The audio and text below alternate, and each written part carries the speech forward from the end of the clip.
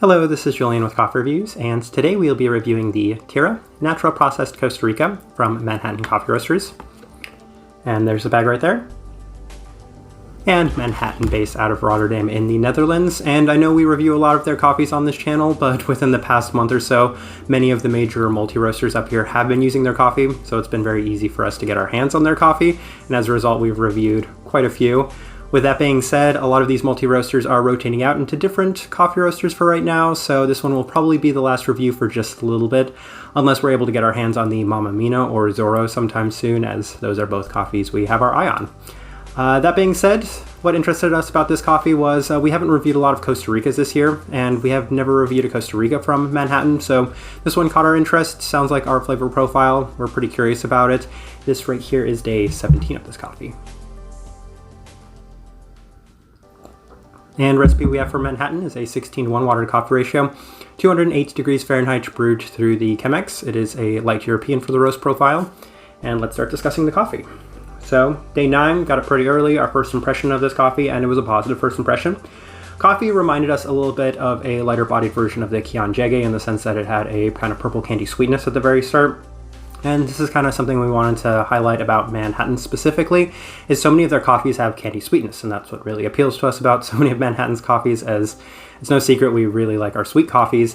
And for example, the Diego Bermudez, which is probably Manhattan's most iconic coffee, tastes like brown candy. The Kian Jege more recently tasted like red, purple, even blue candies. And this one right here kind of tasted like a purple candy. We felt it was a little less diverse, a little less variety in this cup than it had been in the Kian Jege our first impression, but that's a little subject to change.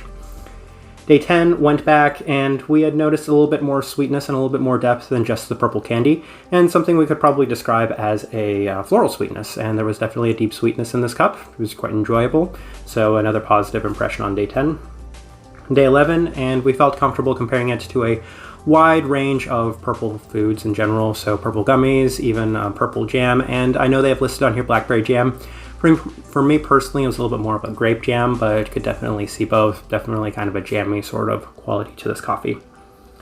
Day 12, we were seeing a slight shift in the coffee as it had become a little bit more tea-like and slightly less purple than it had been before. And we were getting a little bit more of that floral sweetness coming from this cup, so just a slight bit of a shift. And then day 13, we were noticing a pretty distinct shift as it had become very black tea dominant. A little bit of savoriness, but it was uniquely clean and sweet for it being a natural processed Costa Rica. It was just a little different in general, uniquely clean and floral, I should say, actually. But a distinct level of fruit sweetness that was still coming from the cup, just a little bit more notable in the tea-like components of this cup. And then day 15, the last day we took notes, purple fruits back to being in abundance on this day with some notable bit of savory tea.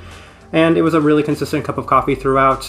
Maybe you saw a little bit of a shift from it being a little bit more purple fruit, purple flavor dominant earlier on, into a little bit more tea-like later on in the cup. But for the most part, it wasn't that drastic of a shift to the point where you would say it was two different coffees. All right, let's go ahead and put up the tasting wheel so you can see what we're getting. And things worth noting, we have 3 things at a level 4, the cleanliness, which again, really surprising for a natural to be this clean, but that's huge credit to them. Sweetness level 4 and berry fruit level 4, of course we've kind of been harping on those things, and those were by far the most dominant notable things. Other things worth noting, we have a couple of level 3s, the florals level 3, and we've been harping on that one as well, and the savoriness, because it was a very savory tea. I mean, black tea is typically a little savory. Body level 1, it was a very light bodied cup of coffee. Would call it a 1.5. It's not like a truly overly light tea like geisha, but it's really light tea like, so level 1 felt pretty comfortable with. And even though we said from our first note that it was a little less diverse and a little less variety than the Kian Jege, from looking at the tasting wheel, there are actually more marks on different categories than there were on the Kian Jege, so kind of changed by the end, at least in our impression of it. But for the most part, I actually really like the way that this tasting wheel looks. I feel like it's a really accurate representation of what we were getting from this coffee. So overall thoughts and impressions of this coffee, and I think the best thing I could possibly say about this coffee is that it is true to a Manhattan coffee. It belongs in Manhattan's catalog of coffees. As this one right here has that traditional, typical Manhattan sweetness. We have it here at level 4, and that's our favorite thing about Manhattan's coffees is that they can be very, very sweet coffees. Liked it better than something like the Tirra Waje, liked it a little less than something like the Kion Jege, but as a result, it stands on its own. It was unique enough compared to a lot of other, well, Costa Rica's in general, but unique enough compared to a lot of the other Manhattan coffees we've had as well. So just nothing but really positive things to say about it. Obviously, it's not going to be in our top 10 favorite coffees of the year, but it was something we definitely enjoyed throughout drinking this coffee. And the type of person we would suggest this coffee to is somebody that does like their really dominant purple flavors.